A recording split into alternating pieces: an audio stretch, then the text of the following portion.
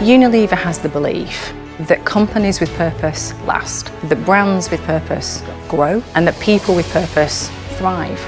Our mission is to have purposeful brands, to be able to prove that having a sustainable business increases performance, and to be a beacon for diversity and inclusion. You've got to create an environment for people to operate in where people can speak up without fear of retribution, without fear that they're going to feel like they've been stupid for making a mistake. And I think that's when you really create a learning organisation, and that's when you really create and attract and retain talent within the organisation, because people feel like they can grow. Learning to cope with change is such a super skill, particularly in technology, but in business generally, in the environment that we're in, the way the world is evolving, the way that technology is evolving across business. I think if you can learn to adapt and reorientate yourself and keep evolving around that and coping with change, it's an absolute, essential skill, I think, and something that will really help you in your career.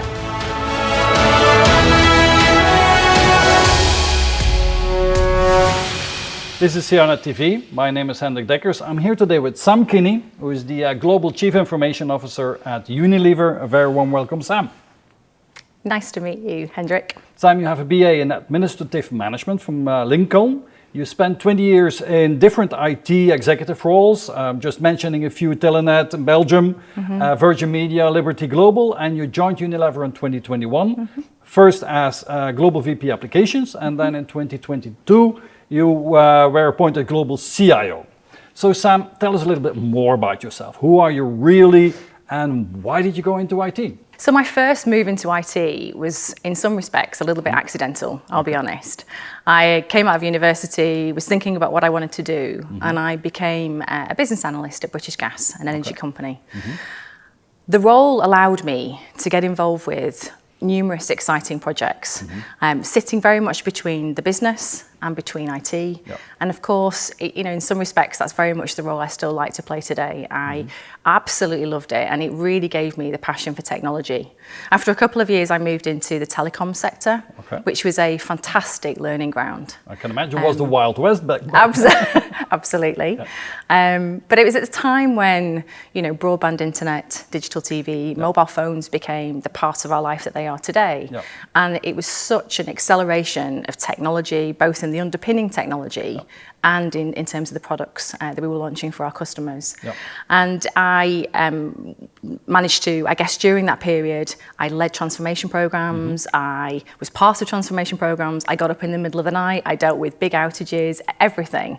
But I think what it allowed me to do was I really feel that everything today that I asked my team to do, I've done myself during that. It was such an incredible grounding from a tech perspective, because I got to do everything from a technology standpoint.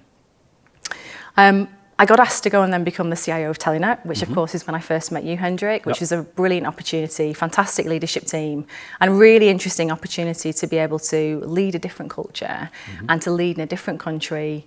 The role was covering data, technology, cyber. It was a fantastic opportunity, and lots of change still happening, lots of acquisitions, lots of opportunity to consolidate and bring different companies together, which was fascinating.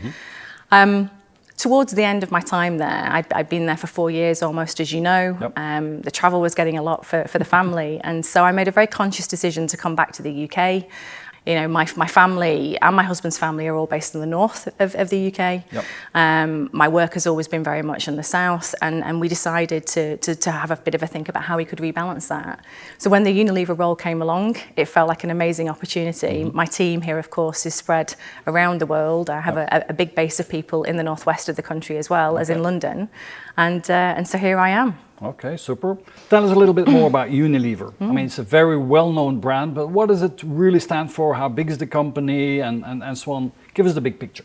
So we're a company of 150,000 colleagues, 190 countries, and around 3.4 billion people in the world use our products every single day. Well, that's like half the world population. It really is, yeah. So we have some incredible brands like Omo, Dove, we're one of the biggest ice cream companies in the world, and making sustainability commonplace and part of everyone's lives is absolutely part of the core ethics of what the company is about.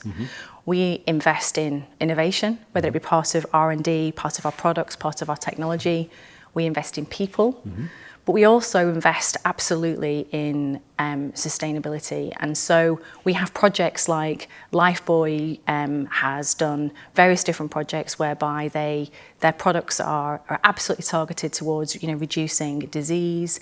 And we have programs where we've made their products available. We have a fund that we've made available, which is the Climate and Nature Fund, which is over the next 10 years effectively investing €1 billion to allow products to really quickly activate and really enable sustainability across their brands. So Sam, we live in special times. I mean, there's inflation, there is global instability, and so on and so on. So special times that we live in. What are here in Unilever one of the main challenges that the company is working on nowadays? So historically, we were set up in a little bit of a hybrid structure as an organisation. We were set up to serve the markets, but we were also set up partially and led by divisions. What we've done during the course of the summer is we've moved, very clearly now into a 5 business group structure. Where we have 5 business groups that are absolutely targeted about and focused about driving 5 individual areas of our organisation. And those are, we have a nutrition business group, we have a personal care business group, home care for the likes of Persil and Omo, beauty and wellbeing, and then our ice cream business, as I said before, is the biggest ice cream business. Our favourite business. Our favourite business. So, we have here this Dove bottle on our table. What's this all about? So this is a new innovation this year from Dove, and for every 2, it's all built on the idea of refillables in a sense. And for every 2 refills, 50% less plastic is used. But it's also, of course, got wider benefits in that there's less trucks on the road, less carbon emissions, and so on and so forth. So, there's a number of these types of innovations also in the washing powder area that are also being worked on at the moment. So, Sam, let's talk a bit more about sustainability. In the preparation of this interview, you made it clear that Unilever looks at sustainability as a business driver. Can you position that? Absolutely. So Unilever has the belief that companies with purpose last, that brands with purpose grow, and that people with purpose thrive. And our mission is to have purposeful brands, to be able to prove that having a sustainable business increases performance, and to be a beacon for diversity and inclusion. From a technology point of view, technology is a real enabler for sustainability, and it's an area that we constantly invest in and look at. And there are a number of different examples around that, so that have been out in the press recently as well. So we work with Google, and we have created a geospatial platform that allows us to be able to see satellite imagery of where we have got plantations, where we're acquiring things like palm oil, to see whether there's areas of deforestation, to be certain about whether or not we are acquiring palm oil from areas where there might have been deforestation, because we have goals to be deforestation free by 2023. Similarly, with SAP, we have been using their green token solution, and we actually did a trial in Indonesia where it's actually using blockchain technology to really look at the source of the ingredients within products, because quite often they'll get blended together as part of the process, and it's very hard then for us to be transparent about where our products are sourced from. And so by using this technology, in order to start to be able to use blockchain technology, we're able to actually have true traceability about whether or not we're happy with the sourceability of those ingredients. So being able to trace from the production, from the harvesting until the finished products in the shops at the clients is a key in building the sustainable company. And so and they're tracking that, tracing that, and managing the data for that is super important. Absolutely, absolutely.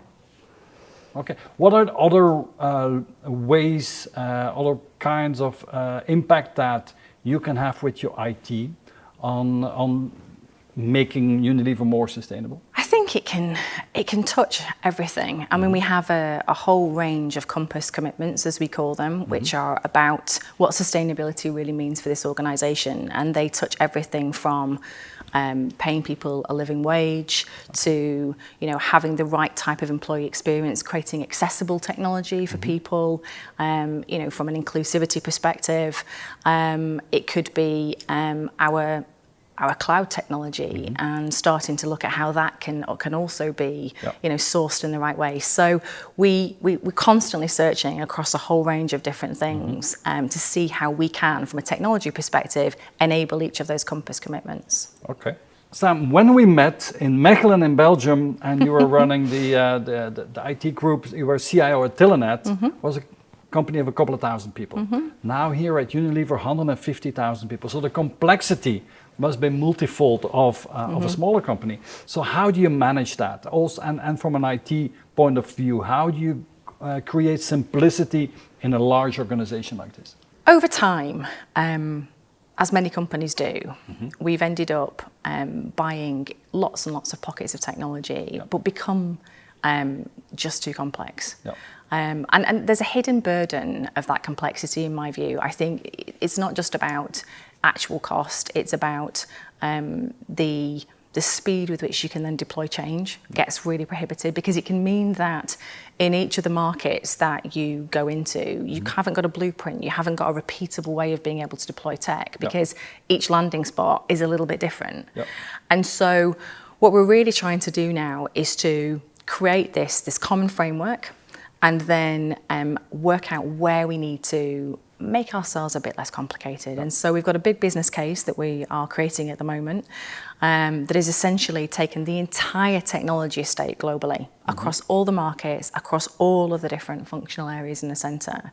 And we've mapped it against the blueprint that we've created. We're working with archetypes in a sense, and what we're doing is we're now identifying certain hotspots and areas that we're going to start to consolidate and simplify. So it's about really removing some of that complexity and then retargeting some of the spend that we release from that. We create better pace and agility, but retargeting some of that spend then to really start to drive more targeted differentiation in the areas like some of the business groups. So if you can think about the beauty and wellbeing business, for example, there's lots of new technology coming through in that space that we'll be wanting to be able to start to invest in going forwards.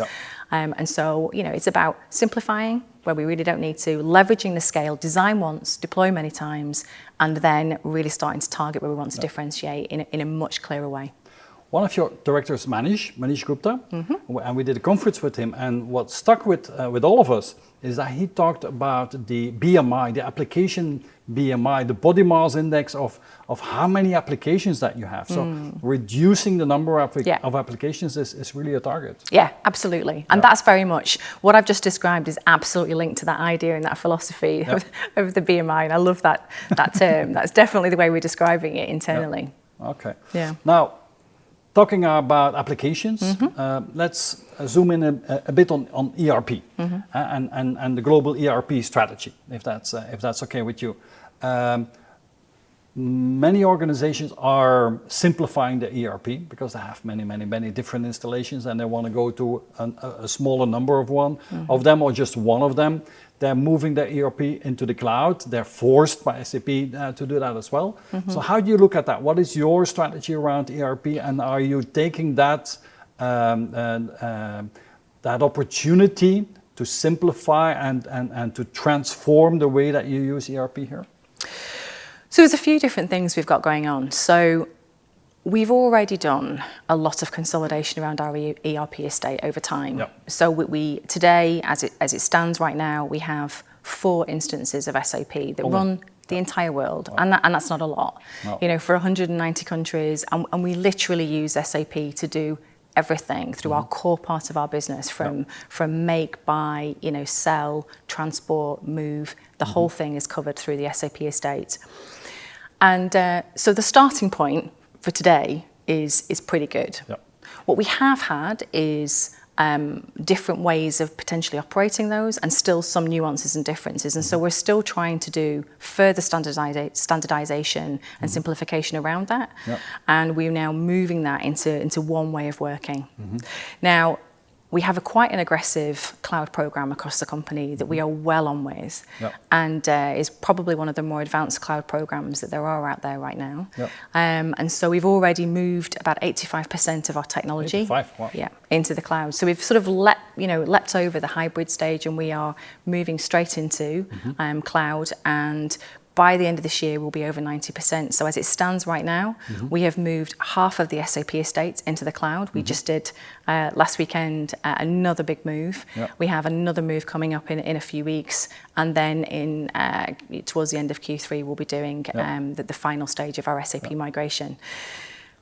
What comes next after that? We're thinking about implementing a centralized finance layer, potentially using S4 CFIN, and that's something we've been looking at. We've been working on that now for a few months, and that would, we believe, bring some agility and would allow us to take some of the complexity in the SAP estate up into a centralized layer that would really fit with our organizational model now.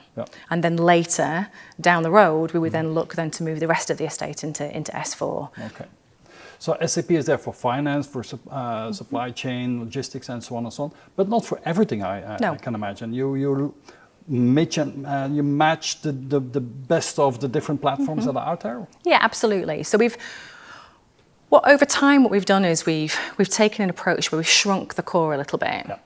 And where it absolutely makes sense to stay with SAP, we have done so, and it's a huge integral part of the way we run our business today. But there are, some niche applications that sit in and around that which add complementary technology and functionality for the organisation that it absolutely makes sense to also use. And so we've absolutely done that over recent years. And that's for the CRMs and the HRs and Indeed, so. Okay, yeah. Good. So, Sam, explain us, how are you organizing IT here? What's the IT operating model today? Are you changing it? How does it work? Because in such a complex group with these 5 business groups, how do you organize IT? So we have a large central technology function, which we deliver all of our global platforms from. It's a mixture of internal people. We have some outsourced partners that we work with, as you would expect. And that group is located in various places around the world. We have a huge centre in Bangalore. We have quite a big presence in the UK and also over in Brazil, which gives us a nice range of time zones as well, with a spattering of people in other areas. And we tend to choose our partners to be complementary to that ecosystem where it makes sense as well. Okay. And then will the different 5 different business groups, will they have their own IT groups, or is that... The way that we've set up our organisation through this change is to, effectively have the power of one and the focus of 5. And that's the language we use internally. So the focus on 5 is really about enabling these 5 different business groups.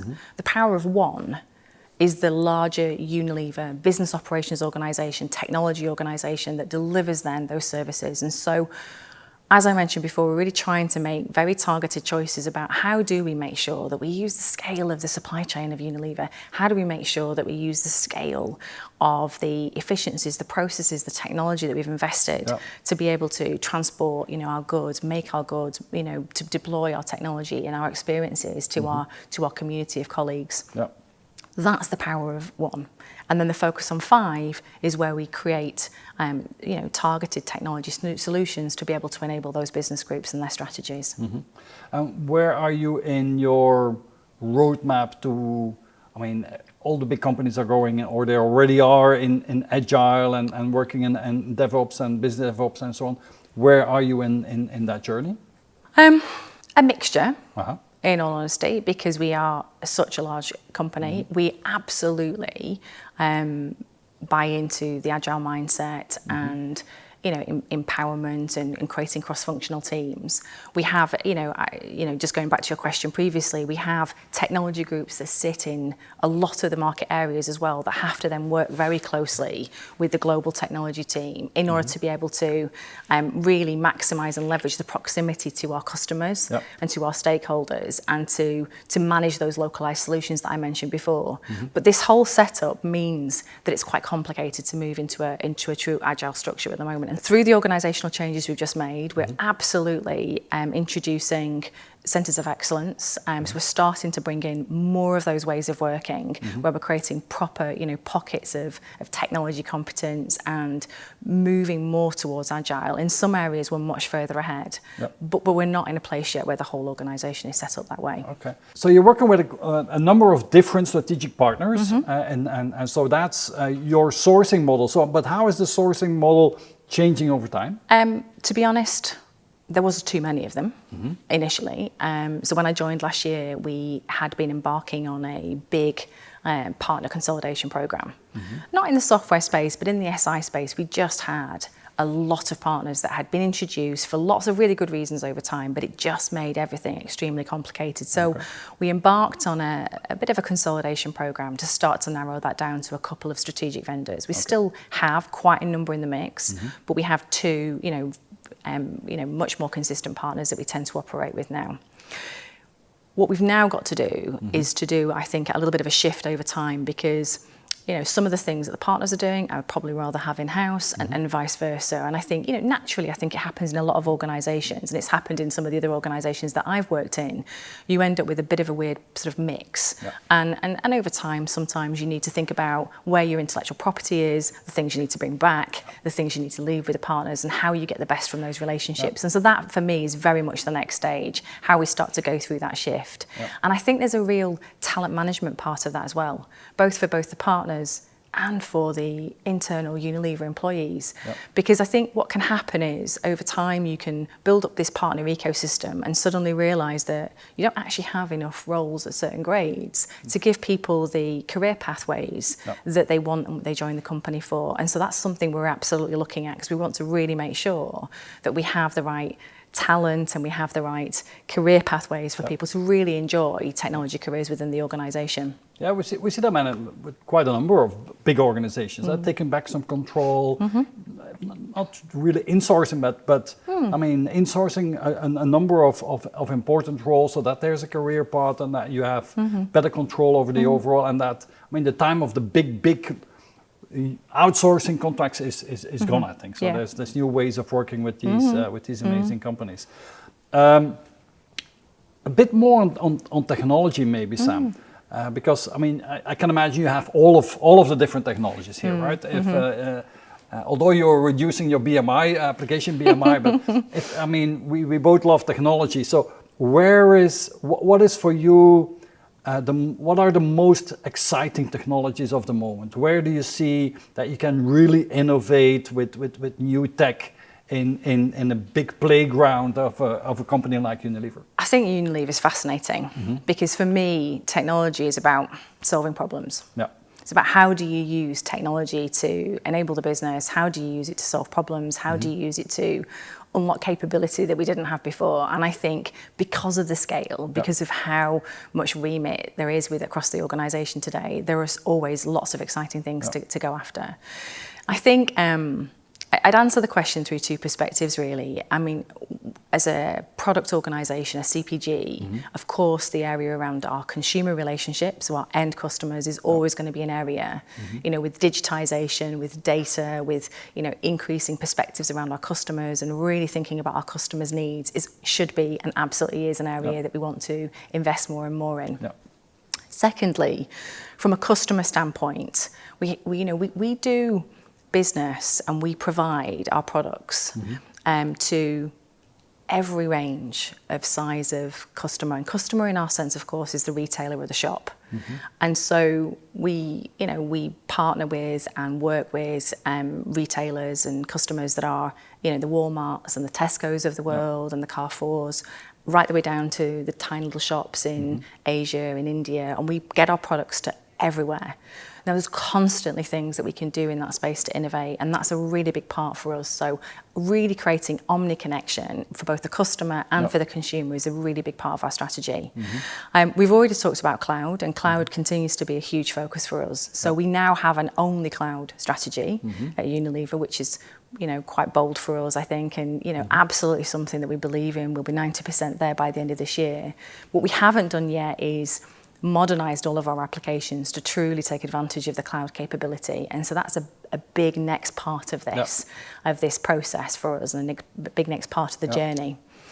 And of course, there's just, there's a huge amount of new technology which is surfacing now in the area of AI, automation, metaverse, of course, is one of the buzzwords that's around now. But just thinking through how can you start to take some of those technologies and really apply them in this context is fascinating. And there's different horizons to that. Some of these things are further out, some of these things are really close. So we've got a real hyper-automation strategy as part of our overall vision. We're really investing in that and thinking about what can we do to drive more efficiency, to unlock cost, to improve the experience for the business and for our users and colleagues.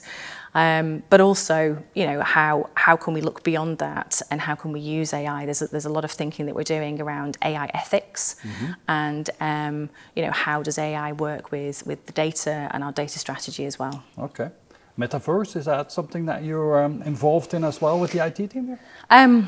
We're starting to do some points of view papers, so we're starting to do some early thinking. So probably too soon to talk about today, but yeah, absolutely something that we're thinking about how we can incorporate for the future. It's going to be interesting to see how that pans out. Indeed. Is this going to be a new second life, or is this going to be real, right? So it's going to be very, very cool. Indeed. Let's talk a little bit about your role. How would you describe fundamentally your role? What is it that, and where do you spend most of your time? If you look at your agenda, where do you spend most of your time? What's fundamentally what you do today here? So we've talked today about Unilever being a big business, and we've got the 5 business groups. We've also got lots of acquired businesses, smaller parts of the organisation as well. And so, as you'd imagine, when you've got that many businesses, you've got 190 countries, we have technology leaders that we have sitting across various different areas. I view my role as being the person that needs to bring the overall vision, the strategy for technology, for the organisation, to make sure that we're aligned, to bring us together, to make sure that we are heading in the right direction, that we are doing the things from a technology standpoint that Unilever needs us to do in order to unlock the capability for the future. So that's a big part of my role. And the second part, I would say, is, as always, when you're a technology leader, is fixer, problem solver, unblocker, because there's always that. It comes with, I think, any leadership role within technology. It's about, the execution of technology is always complicated because it involves hearts and minds, it involves change. And no matter where you sit in the organisation, you're never completely removed from that. You're always going to be part of the problem-solving part of needing to deliver tech. So you run this global IT organisation. How do you manage that? How would you describe your management style? How do you make sure that you attract the right people, that you make them successful, that you retain them? How do you create successful teams? What's your secret ingredient? This comes very much down to who I am as a person, actually, and my values as an individual. I am someone that I really value integrity, humility. I value honesty, transparency. Those sort of things are absolutely the qualities that I value in people, and that I try to be, every day. And I've always really struggled with Sam, the leader, or Sam at work and Sam at home. There isn't really a Sam at work and Sam at home. There's just Sam. And so I think the way that I try to lead within an organisation is that I try to create an organisation where there isn't really hierarchy, where everybody feels like they've got a voice. I think it's really important, particularly I think in technology, for people to feel like they've got that voice, that ability to speak up, where they feel included, where they, you set the vision, you set the strategy. And I think if you explain the context and you create that kind of environment, then people generally want to go with you on that journey. I think the second part of it, and this is something that we've been focusing on within technology and within business operations recently as an organisation, is how do you create a fearless organisation? And again, I think that's really important for technology. When you're doing these sorts of transformations and changes that we've talked about today, they're not easy. No. You know, and quite often, you know, when you're thinking about Unilever, they've not been done before on that scale, on that complexity, with that number of customers or that number of transactions. It's just on a scale which makes it really hard, and mistakes get made. Yeah. And I think you've got to create an environment for people to operate in where people can speak up without fear of retribution, without fear that they're going to feel like they've been stupid for making a mistake. And I think that's when you really create a learning organisation, and that's when you really create and attract and retain talent within the organisation, because people feel like they can grow and they feel like they can find their place and that they can see where they have the opportunities. So that's clear, the kind of culture and environment that you're creating. But there's young people looking at this video. Why should they come and work in IT of Unilever? What is so exciting about working here? Well, you start off with a scale. I think that there's two things probably that attracted me here. So I'll start off with what attracted me to the company. I think this is true for everybody from a tech perspective. The scale of the tech we have is just huge. There's so much opportunity and so many things from you know, that you can go after and get involved with. I really think that when you think about the Googles and the Facebooks, we're not a Google, we're not a Facebook, but I don't think that there's any technology role that exists today in those companies that doesn't exist here or that won't exist in the future. We all have to do the same things at the end of the day. And so I think that from a tech standpoint, there's just a lot of opportunity and a lot to get involved with. And then I think that, you know, it's backed up by who Unilever is. And it's an organisation where it's a values-driven organisation. It's got genuine purpose, and it does run to the root of the company, the heart of the company. And I think if you're someone where that's important for you and you like to work with exciting tech, then I think it's a really great place to work. Now, we already talked a little bit about you, your leadership style, your values and so on. If I would go back to CIONET or to Virgin Media, and I would ask people that work with you about your leadership style, what do you think they will say about you, the good and the bad? How do you think they perceive you as a leader? I think they'd say two things. I mean, the repeated feedback that I've had here and in EasyJet as well, actually, is people say, she's really normal. Which I'm going to take as a compliment. Okay. I'm going to take that as a compliment. I think perhaps people would expect people in roles like mine to be intimidating, perhaps. I think perhaps there's something about that, and I you know, try just to show up and be myself and to create that inclusive environment that we just talked about. I think what they'd also say is that I'm always late. And I know this, and it's something that I've worked on for many years, and I struggle with, because I'm the sort of person that likes to cram as much as I possibly can into every day. And I run from one thing to the next, and then of course, you know, the diary doesn't quite work and things bump up against each other, and I like to make sure that when I show up and I'm in that discussion, that I give it my 100% attention. But that means then I'm not always prompt at finishing it and starting the next. So I definitely know they'd say that too. Let's talk a little bit more about your personality. And you shared with us your MBTI profile, your Myers-Briggs personality type indicator, and you're an ENTP, which is, for a CIO, I must say, I mean, I've spoken to quite a number of them and we've discussed their profile in detail. Quite an exceptional profile for a CIO. So an ENTP, also known as a visionary or as a debater, is a person with extroverted, intuitive thinking and prospecting personality traits, and they tend to be bold and creative, deconstructing and rebuilding ideas with great mental agility, and they pursue their goals vigorously despite any resistance that they might encounter. I must say, I must disclose, I have the same personality type, so it's a brilliant personality type, of course. So, but let's look at strengths and weaknesses of people with your personality type. Typically, ENTPs, they're very knowledgeable, they're quick thinkers, they're original, they're excellent brainstormers, they're charismatic, and they're energetic. But does that fit the bill? Do you recognize that, or do you feel comfortable with that?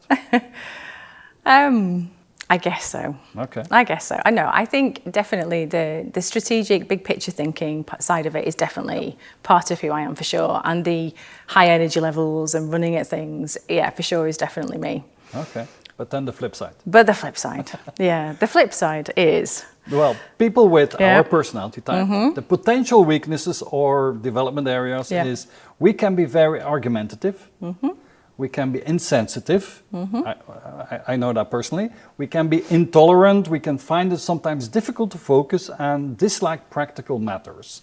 So there must be a couple that you recognize. Oh yeah, for sure. So which one are you recognize best, and how do you overcome them? Because you can't be insensitive or intolerant in your job, right? Yeah.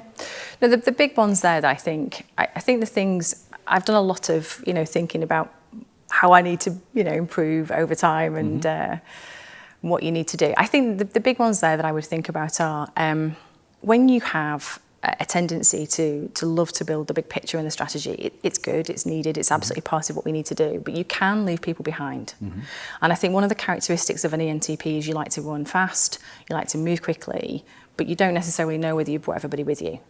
And one of the things I've really had to work on over the years, and particularly working with different cultures and in organisations where there's the signs and signals of whether someone's with you on the journey or not are a little bit different with different cultures, as we know, is you've really got to work and tune into, is everybody actually on the journey with you? And for some people, painting the big picture is enough and it's great, and that is just enough to go on the journey because they believe in you and they buy into the vision. But not for everyone. Different people are motivated or need different reasons to believe. And so, you have to work out what are the things, maybe the data points or the other aspects that you need to bring in order to bring the people with you on that journey. And I think that's definitely one. The second is, I think that you can be...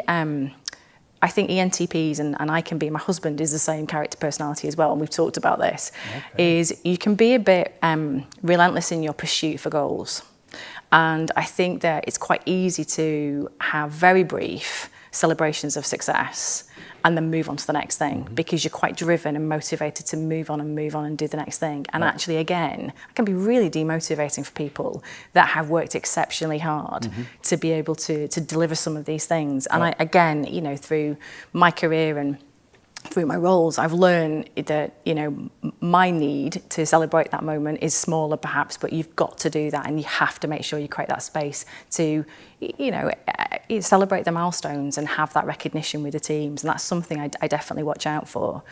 And I think the third part of it is I absolutely do struggle, with the schedule and routine side of it. My week is so regimented, like so many people in business, you have like 9-10 meetings a day, and every moment, even down to your loo breaks and your coffee breaks, is kind of diarised. And I'm fine with it because I want to move quickly and I want to get a lot of things done. But my way of being able to manage that with myself is that I have to create space at the weekend, and that for me is about my mental well-being and my happiness, where I just don't have to be anywhere for a period of time, and I can I don't need to worry about the clock, I don't need to think about the time, I don't have to be anywhere in that moment. And I think it's about, you have to find those ways of creating that balance when you're writing with the other hand, when you're doing something that is not part of the way you like to be. So what do you do in the weekend? What are your personal passions? How do you relax, or what are you busy with? A lot of it's about family. Family, we bought a lockdown dog. I'm building a house at the moment, which is off-grid, which is taking up a lot of our time. An off-grid house? Yes, trying desperately. It's complicated, but a real passion for us. So we're doing that at the moment, and I love walking out in the countryside. I love going out for meals. I love cooking. Those, a Friday night, a glass of red wine, cook a meal. That for me is the way I really switch down from the week. Sam, if at a Friday evening you start your cooking, yes, what must have happened so that it was a good week? What really drives you in your work? Feeling like we've made a difference and we've moved things forward. There's a big talent and people side of it for me as well. We've got some fantastic tech talent across this organisation, and I think, if we can create the right opportunities for those people, if we can give them the chances to be able to grow and learn with this environment, that for me feels like a really successful week. I've just spent some time this afternoon with somebody on work experience with one of the people that's on our Unilever Future Leaders programme, doing a download on the week and on what they've learnt. And it's just fantastic. So seeing, how much they've, learnt from the course of being within Unilever just for 1 week, and, their personal development journey as part of the organisation. Now, talking about team development and so on, I can imagine that inclusion and all different types of inclusion is an important topic here as well. So where are you in the tech space here on making Unilever really a diverse company and an inclusive company? Inclusivity and diversity is something that Unilever as a whole is incredibly passionate about. We have very active communities around LGBTQ. We have programs within our area around ED&I. We absolutely look at how we manage the diversity mix of our teams. And it's something we genuinely believe in.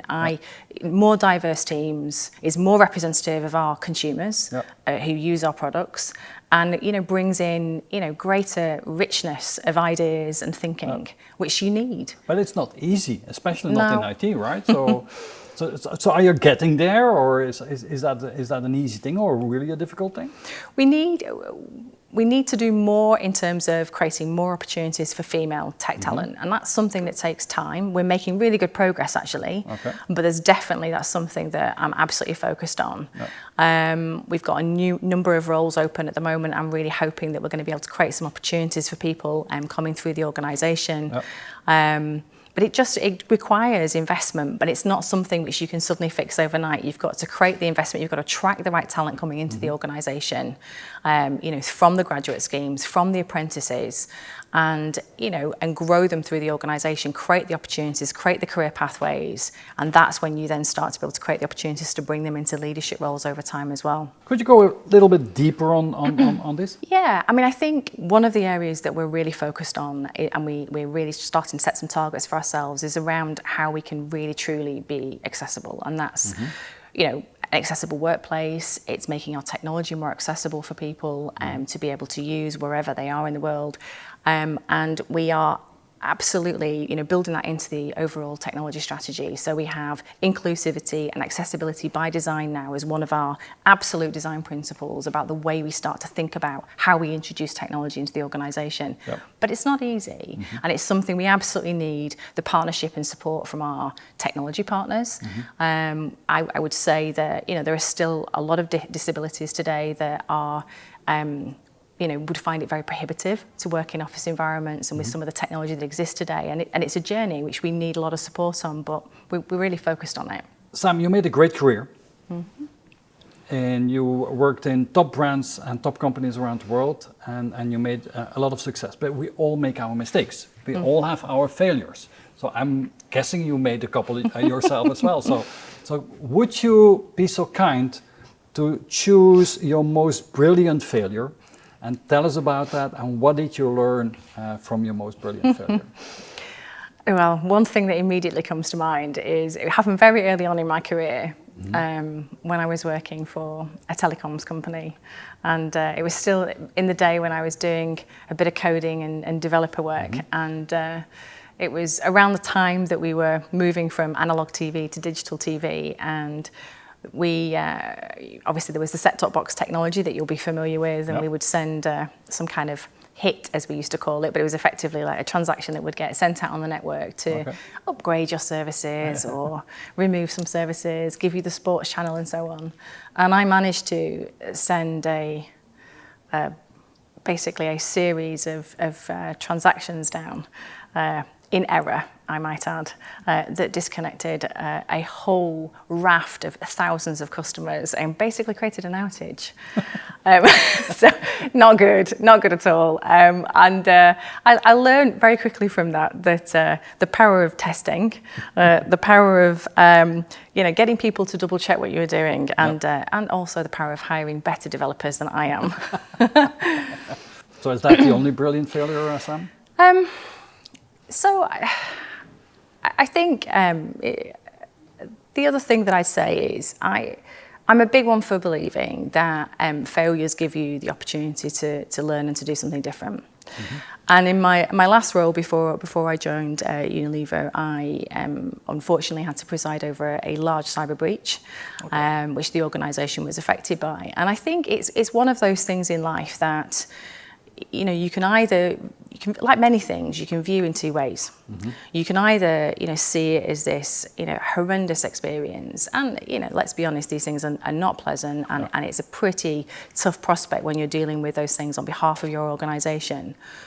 Or you can see the learnings in it. And I think, you know, if I look back on my career of, you know, 25 years now in technology, you know, cyber has been part of my role many, many times over that period. And the amount that you learn in that moment when you're dealing with a situation like that is just off the scale compared to anything that you ever knew before. And I think, you know, one of my, you know, personal philosophies and mantras is just try to take the learning from a situation. You know, you can always view it in the negative or the positive. You're always going to have these things that happen to you in life. And I think it's just, how can you know, get the learnings from it, basically.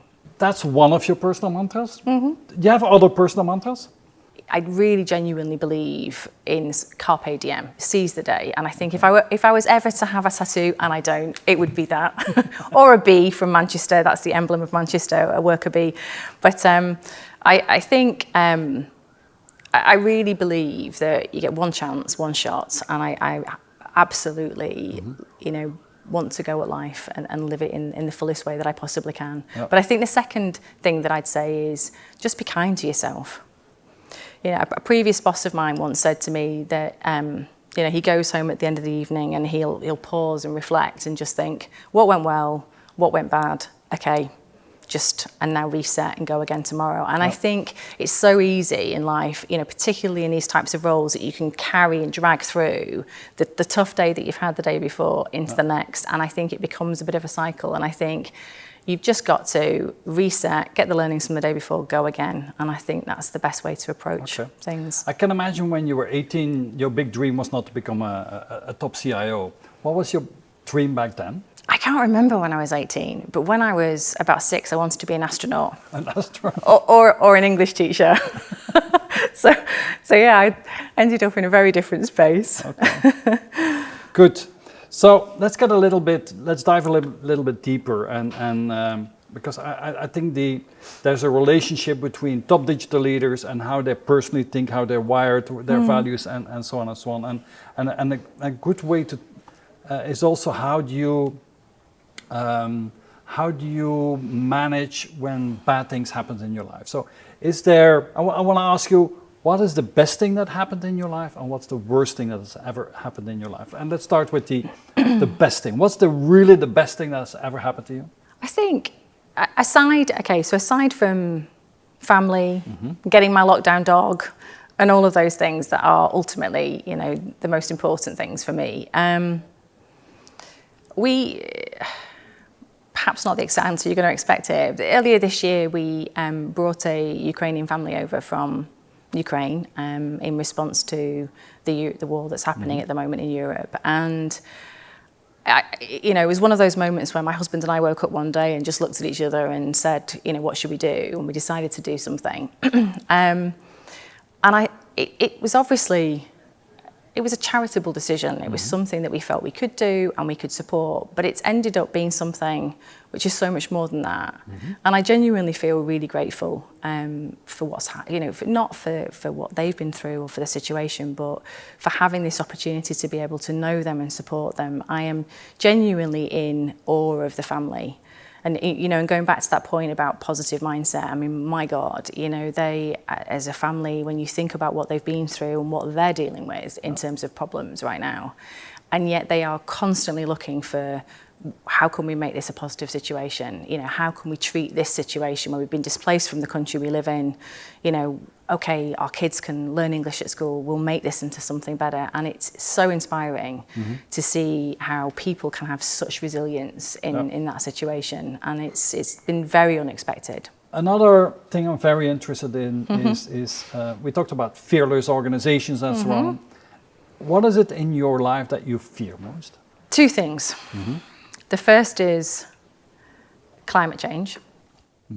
if you look back over the last few years, I think there was a certain momentum, a lot in the news about climate change, and I genuinely feel concerned that with everything that's happening right now, and you only need to look at what's happened. We've had the hottest summer, I think, in Europe on record, in many parts of Europe at least.